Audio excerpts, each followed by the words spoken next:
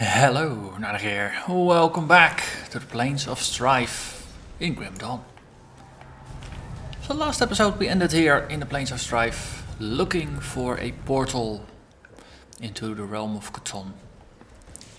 Couldn't quite find it in time, so decided to postpone it to this episode. So now we can just clear this area, or cleanse this area in relative peace. And just do a pretty thorough job of it. Take out everything that's in our way. Ooh, you are pretty hasty. Let's that skill's not ready. Tank a little bit against that. Yeah.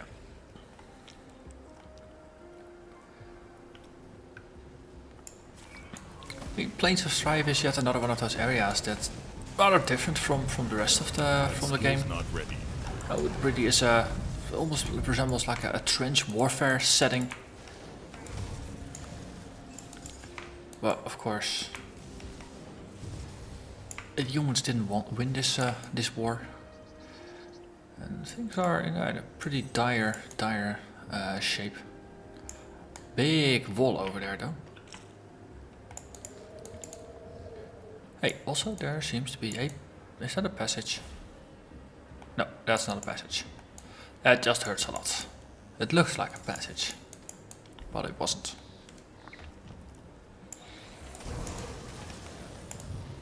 Got a suspicion that we'll do a near full clear before we find the portal, which I suppose is fine. Something green dropped and then it got hidden, obfuscated. Yeah. Oh, I should actually properly click the label. So this episode we're gonna look for the spirit of Mogdrugan. Ah, portal. And then we can grab ourselves another devotion point. And that does a pretty good thing to empty out our quest list. We still have the quest for the outcasts, but we need a Blood of Cthon for that. And given the fact that we are gonna walk into the area that's heavily populated by Chthonics, I think that will eventually sort itself out. Oh, that's rather convenient. It's more or less next to the entrance. Spirit of Mogdrugan.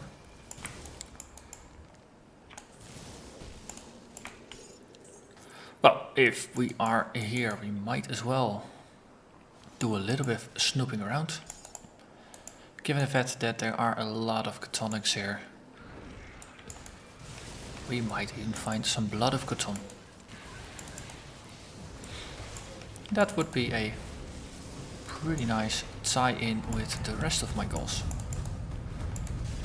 So far, I've been able to clear quite a bit of the side quests, uncover a couple of the story arcs that I haven't seen before. That portal leads back out, by the way.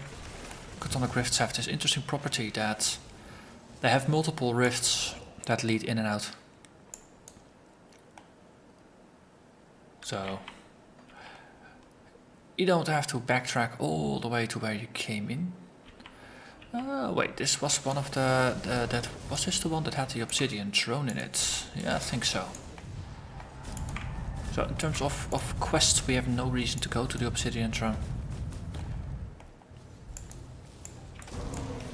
That skill's not ready.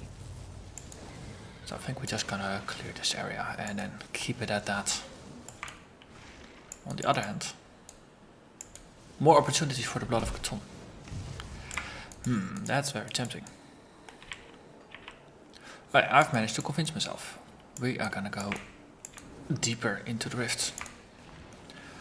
Also, this is high level content. Now, level 55, level 56 enemy mobs. That's always good in my book. It's a nice challenge.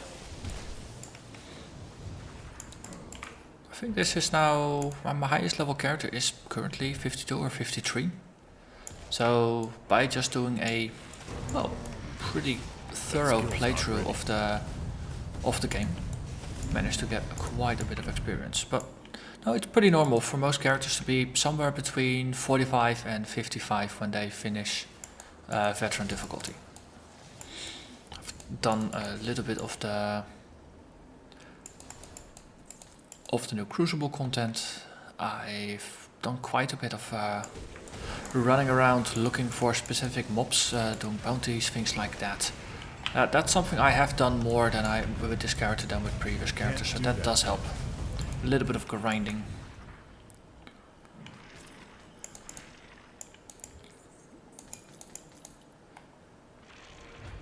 But no, if it's like something like clearing the Steps of Torments from level 1 through to level 3 until you hit the skeleton key door.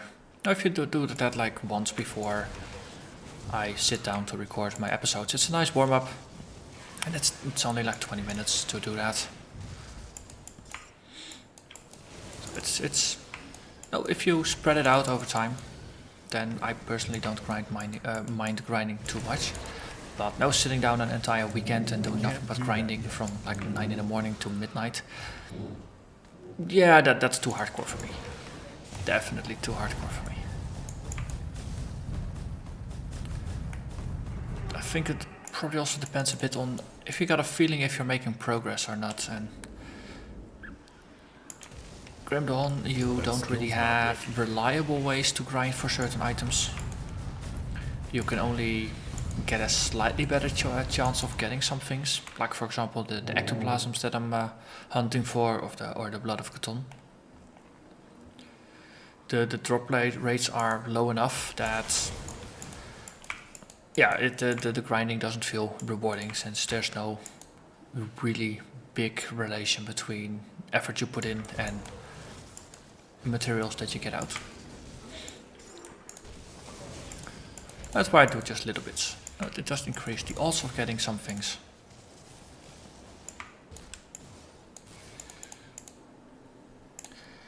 Let's see. A hidden trove. Yeah. Let's look over there. Otherwise we're just gonna be running around in circles and we forget the inner part of the map. I believe there were a number of bosses in the Obsidian run. I can't do that yet. So we just have to be careful with that. Bane Garoth, you are one of them.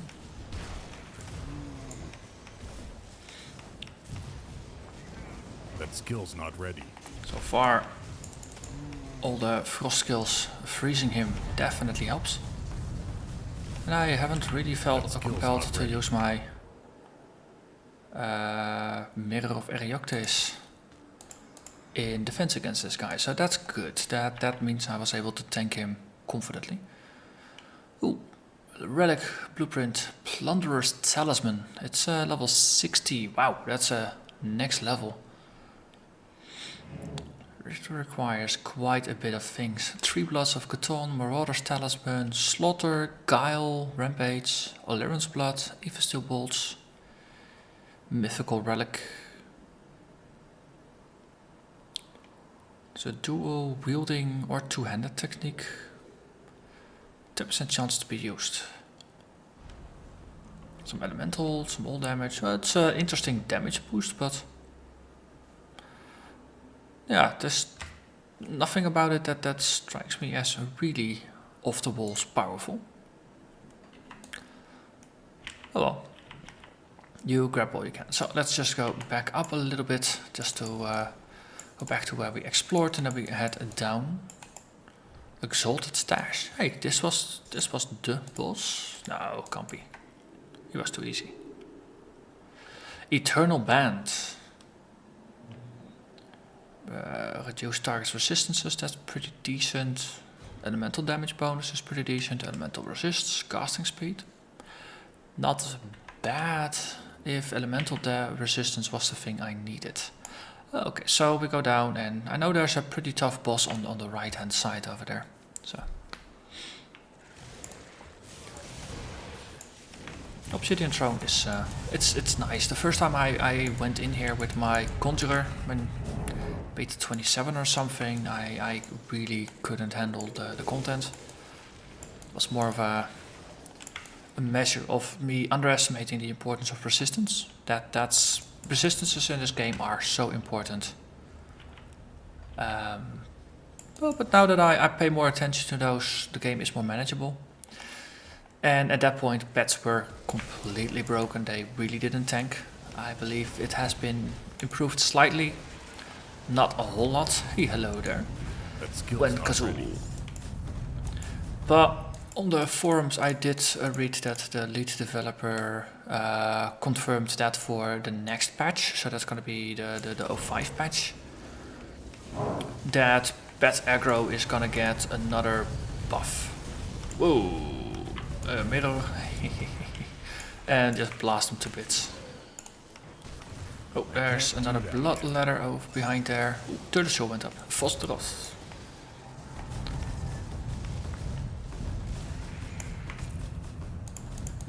Empowered something. That's good. So all the low level blue epic item things,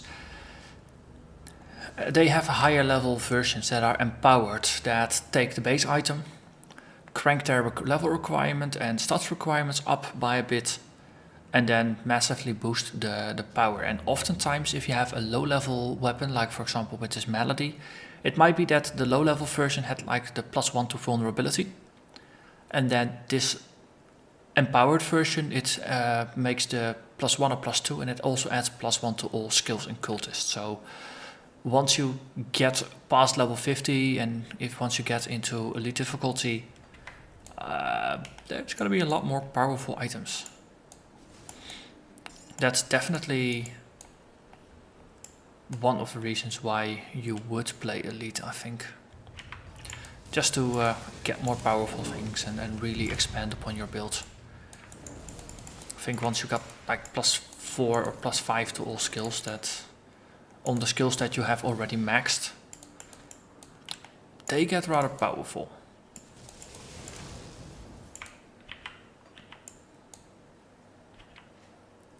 And I think we more or less cleared this.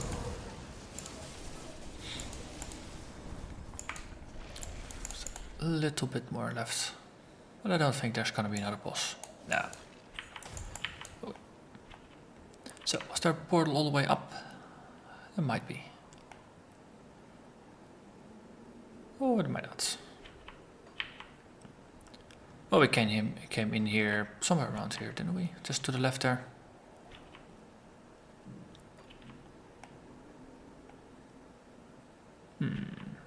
What?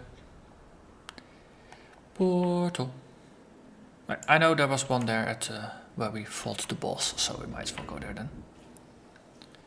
Ooh, you were hiding, now you're dead.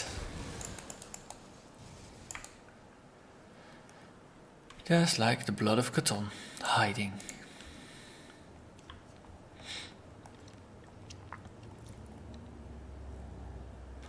This is nice, takes us straight back out to the Plains of Strife. So we can continue our persecution of the undead, or of the ether warped.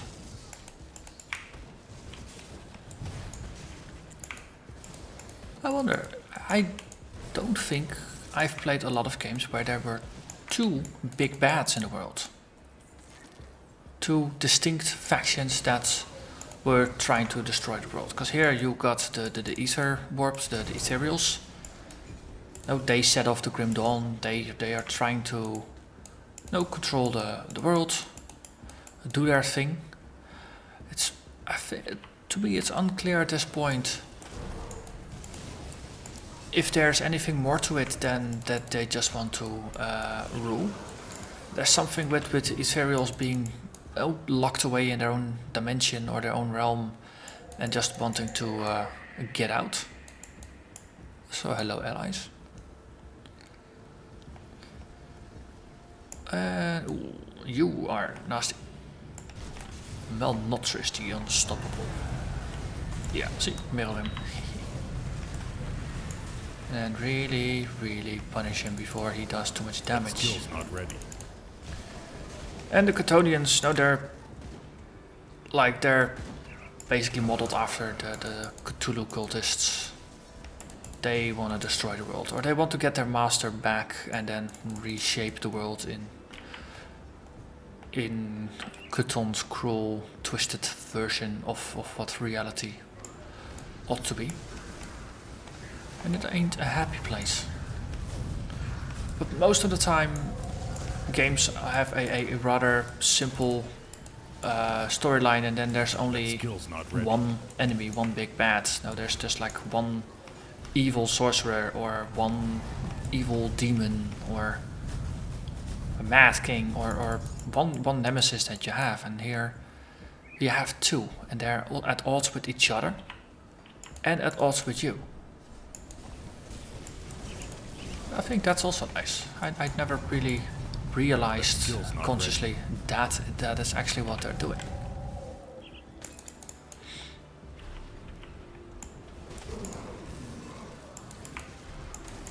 But it is, no, it's always nice if there's more complexity to the world.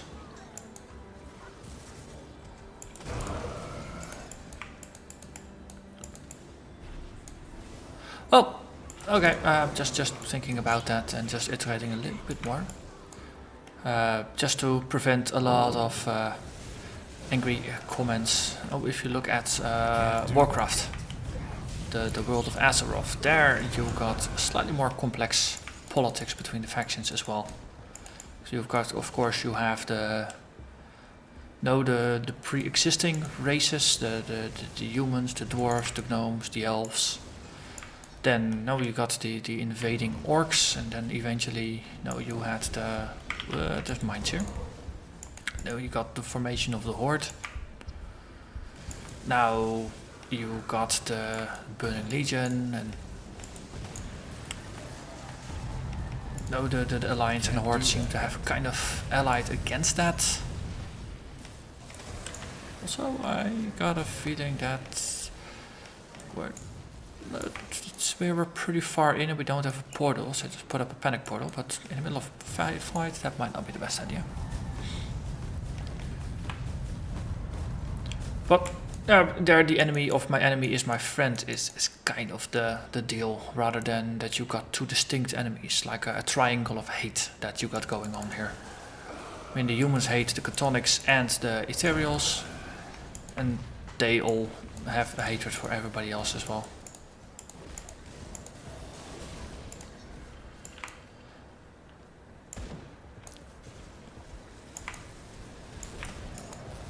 But no, it still remains, it's a mechanic that's not used all that often. And for that, it's I like it. And we have arrived at the gates of the necropolis. This is not the core necropolis, but it's the entryway. So we are nearing the end.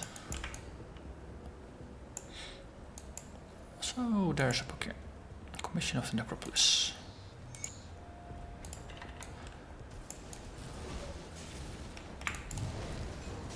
So at some point I probably should fix my my ether resistance, that it's slightly better. Oh, wait, yes, speaking of that, we have a Spirit of Mog Dragon to restore. Yeah, you know what, we'll run to the next waypoint and then we go back and we restore the spirit. We will be spending more time in this area soon enough anyway. Because we'll have some blood wagons to destroy, and then of course we're gonna go into the necropolis itself and look for the big bads.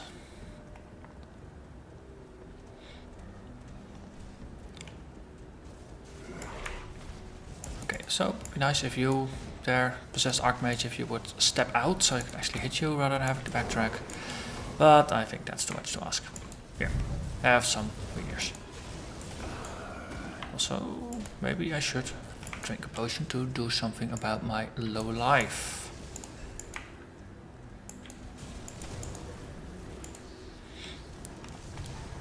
Okay, just incoming, we'll just bombard them. I have to say I've been putting some most of my skill points into energy lately, or into spirit, which boosts both your size of your energy pool and it boosts your regen by a little bit. And slowly but surely my energy seems to be getting better. I have to... I'm no longer desperately drinking energy flasks anymore. While before I was definitely doing that, and I was waiting for the recharge time of my energy flask even, and now I no longer have that, so I'm pleased with that.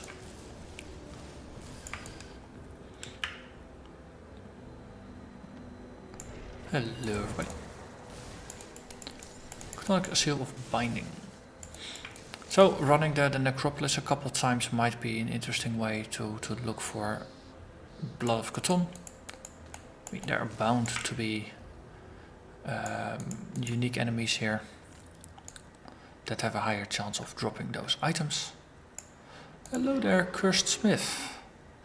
Wait. Yes, blood of Cthulhu. You can craft it. Yes! That means we can craft a skeleton key. Yes! So, next episode we can actually head in there. Oh, life is good sometimes. Also, ordered strong books, just to because of that. I mean, crafting things via this guy is not the most efficient thing because you're spending a lot of money. But no, if this is all you have, it's definitely worth it.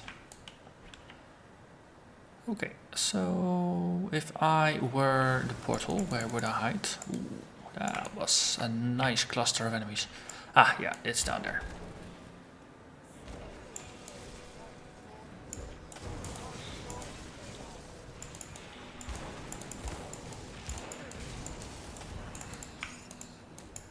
So the reason the ether resistance made me think of the handing in the Mogdrogan's spirit in order to get the devotion point is because of course we are building the throne, the star sign of the throne, which gives us 15% ether resistance. That's gonna bump us from 35 to 50% resistance, which is decent. Then we need 30 more and then we are maxed.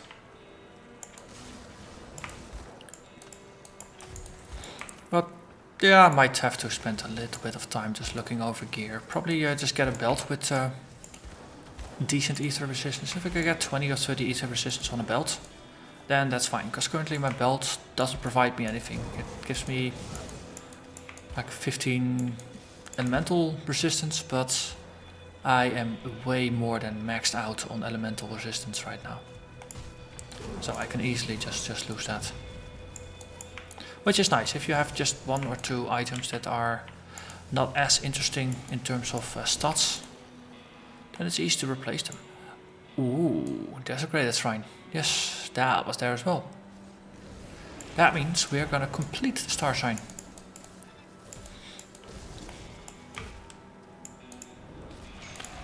But first, we have to defeat an electrified Cthulhu.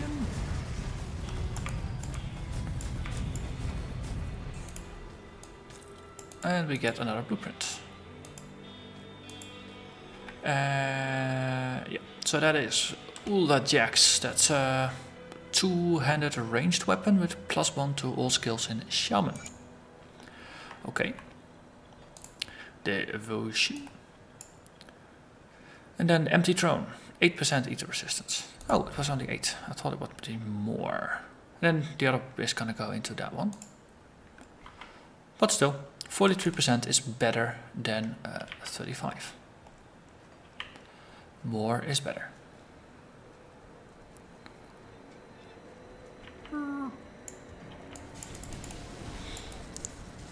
Then it makes me wonder, there ought to be a waypoint here somewhere. Why haven't I found it yet? Ah, it was further in than I was expecting it to be. Because it's now on the edge of the minimap.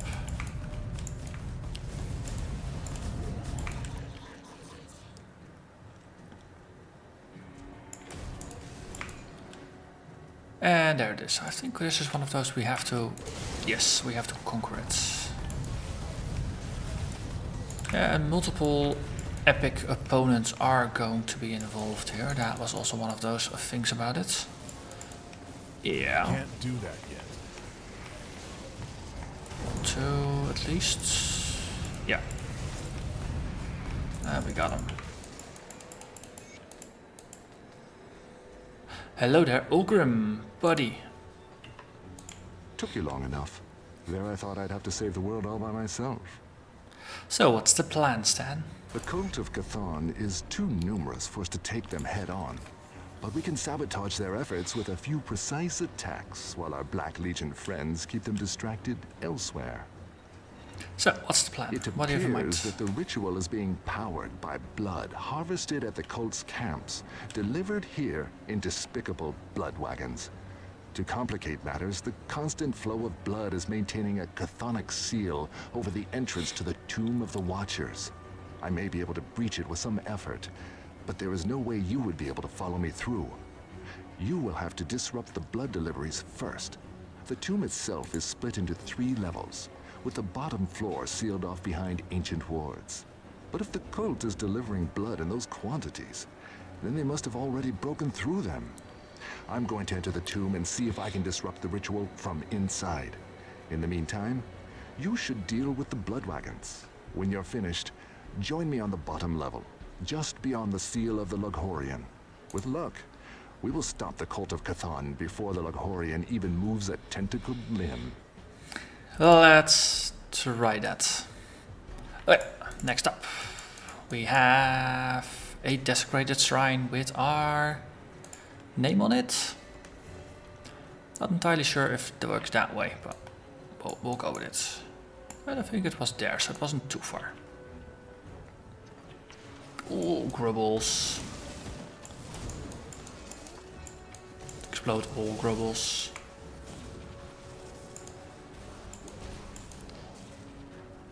Oh wait, we gained a level, didn't we? Let's assign some more points to make the cooldown go even further down. 15.2 seconds. Hello there. Chill tusks. Chill main. Didn't really want you guys to assault me, I just wanted to walk by here, but now I feel compelled to pick up this boiling blood. Well, I'm gonna drop the Mark of Dreek, that's okay. If we're gonna go there, might as well just walk by here. Explore this final edge of the map. Ooh. Ragrathar Rage Blood. You look angry.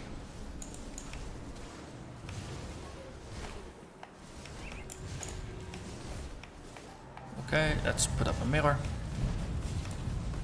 That skill's not ready.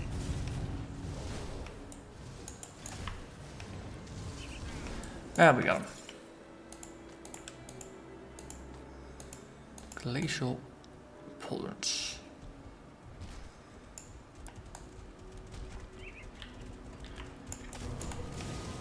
More chill mains. That skill's not ready.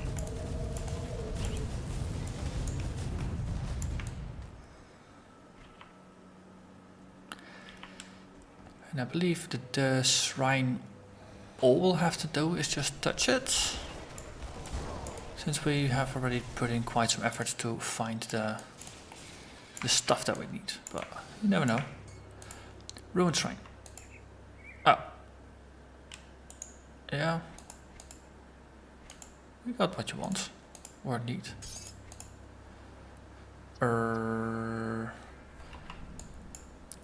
Restore the shrine. Yes, so I just needed to step closer. So, Spirit of Mogdrogen, an Ancient Heart, and a Ruined Stone of Mogdrogen. We offer those. We get compensated. Oh no, we're being assaulted. Can't do that yet. There's 2 unique ones here. More fire and the diseased one. Oh, another wave. Nice. Eldaroth, that's another unique.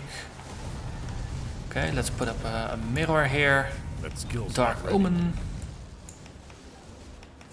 Ooh, because we're level 50 plus, legendaries have a chance to start dropping. And of course, the Blood of Chthon. We were looking for that, right? We already bought one, right? Now we find it. Thank you, game, for thinking along. Hey, So, the adversary. +1 to all skills in Demolitionist and Soldier, and it grants Trick Shot. 200% of the main hand damage, that's pretty nice.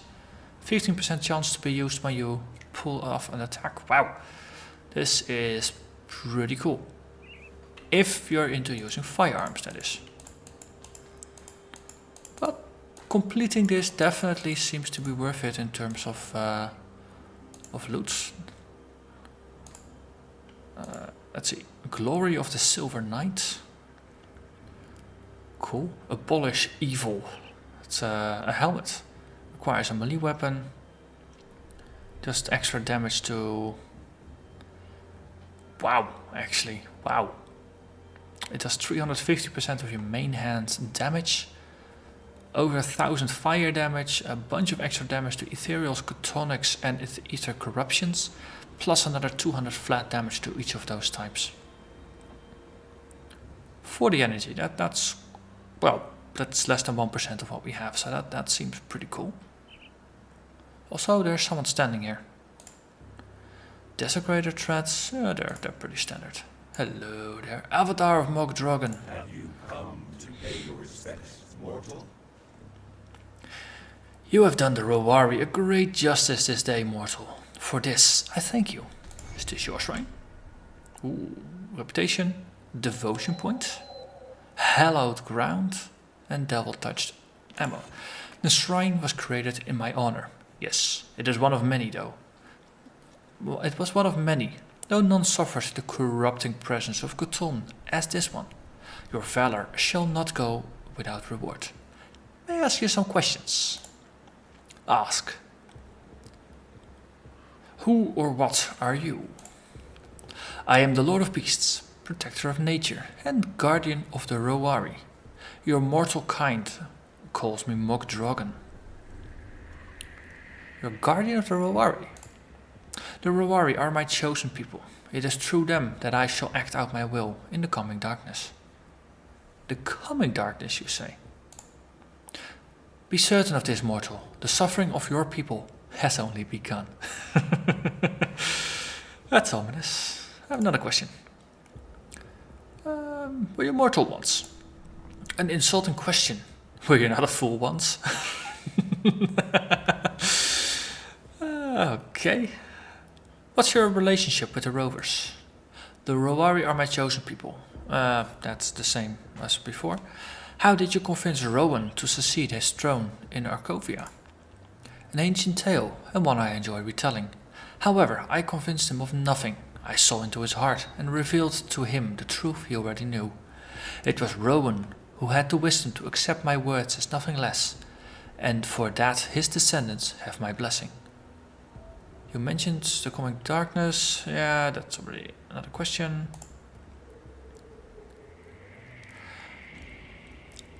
So, if you're a god, shouldn't you be protecting Karn? I might come to regret this. It's a mere fragment of my presence, an avatar, but more than enough to squash you like the insignificant insect you are. So be careful to presume what I should or should not be doing, mortal. Yeah, I've read about this.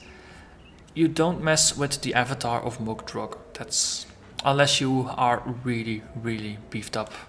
But I'm not gonna pick a fight with him. I just restore this shrine. That would be a bad move. Right then, I think I'll just be going. I don't think I wanna ask him. He's clearly uncomfortable with my inquisitive nature. So that's gonna be it. I think we've gone on for long enough. So next episode we have the Secrets of the Lost.